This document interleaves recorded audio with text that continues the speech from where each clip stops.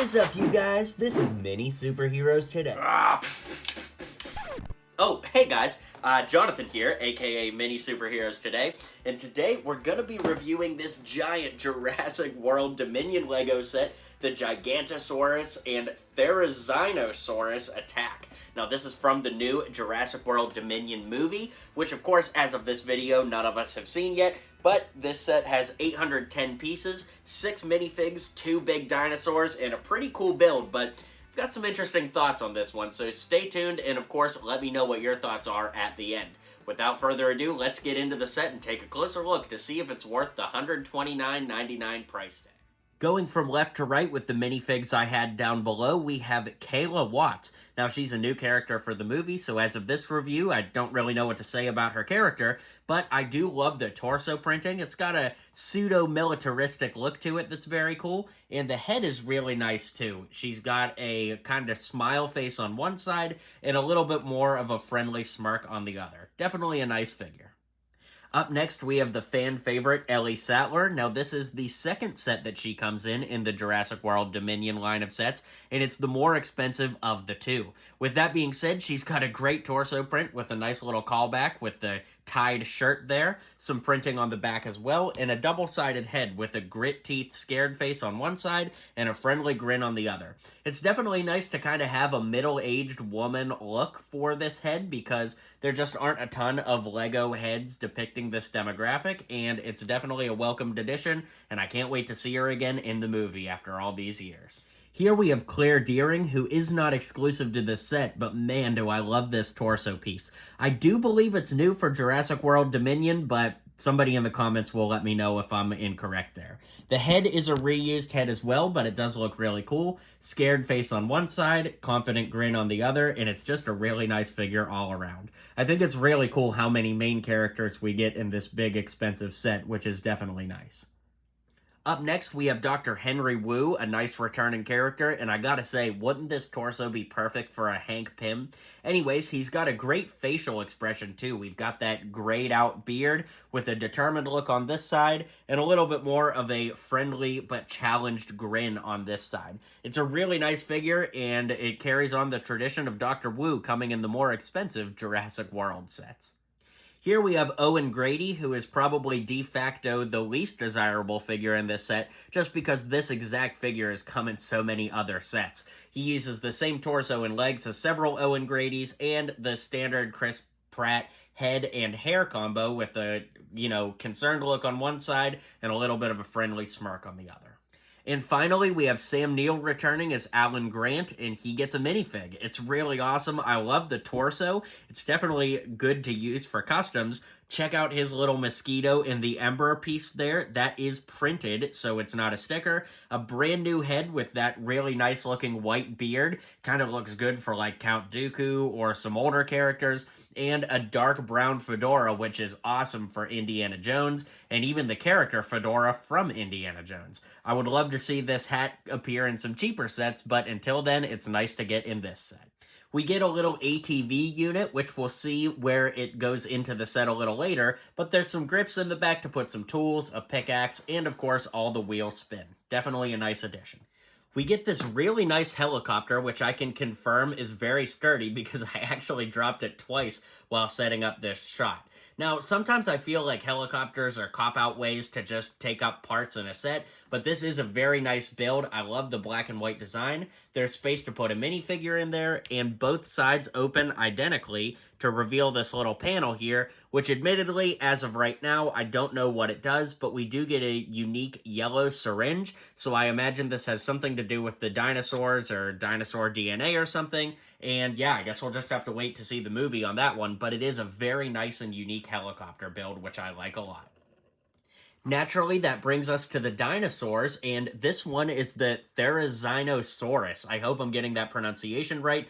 Just going by the box, though. As you can see, he's got 2 large-scale legs here with some nice claws at the bottom. The back tail is its own piece, so that turns if you want.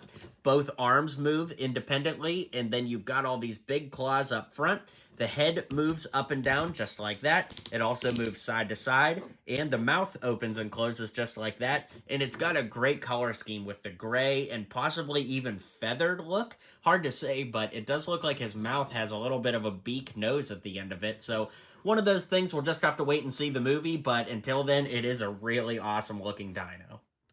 Then, of course, we've got the Gigantosaurus, and this thing definitely is gigantic.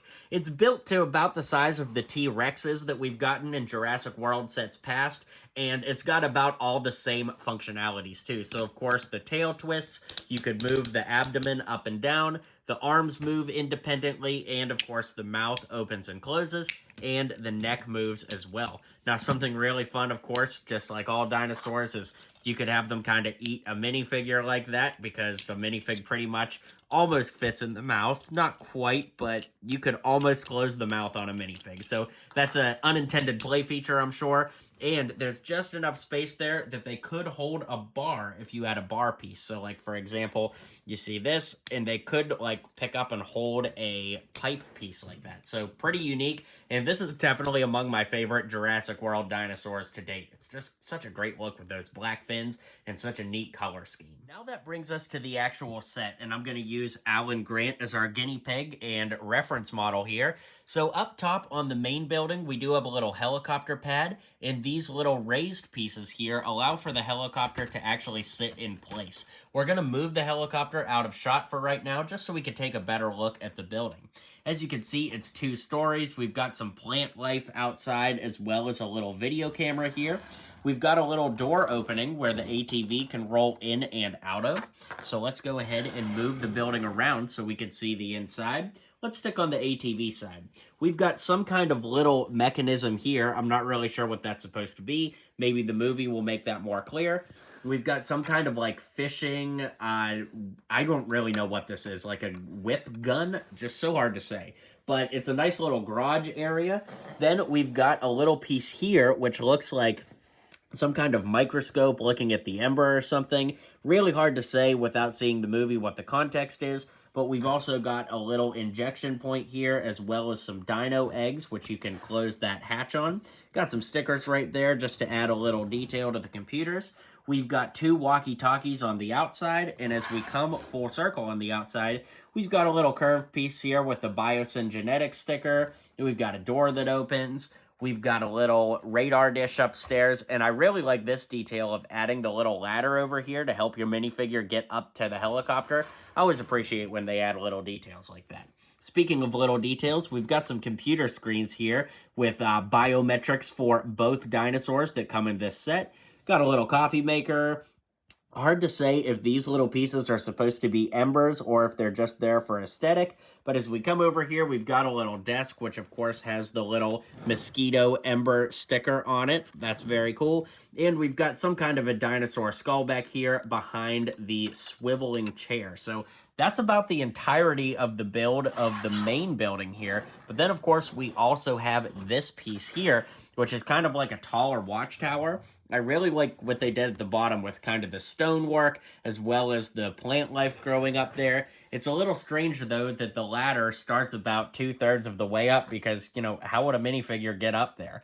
Anyways, if you use your imagination, there's plenty of space up here for, you know, your minifigures to play and explore on the computers in there, as well as over here on this little mechanism, whatever that may be. And the main play feature of this is actually this pin right here, which drops out that entire mid area. So, you know, some kind of play feature is going on there, but overall it is a really solid build. Now, what I'll say is this is a set that's jam-packed with play features, and that's going to appeal to kids, but maybe not so much adults. So honestly, the minifigs make this set worth it, the 2 dinos make it worth it, but I think that even at the price point that is going to entice more adults, just because more adults can afford this set, it's still a set that's primarily made and aimed for kids. So I'll be curious to hear if you guys agree with that or not in the comments down below. Well, thanks for hanging out with me, guys. Obviously, this has a lot to offer for Jurassic World fans out there, but if you're not quite of the playing age, this may be a good set for you to skip and maybe just pick up the minifigs. But the thing is if you pick up the exclusive mini from figs from this, plus the dinosaurs, it's going to get so expensive that you might as well just buy the whole set. So it's a real catch-22. I think this is an ultimate set for Jurassic World fans, but beyond that, it may be one you need to skip if you're on the fence. But let me know what you guys think in the comments down below. I loved reviewing this set, something different for the channel, and I'll see you guys on the next video. Well, you made it to the end of the video. Thanks for hanging out with me today, and don't forget to hit like and subscribe, and maybe check out one of my other videos listed here.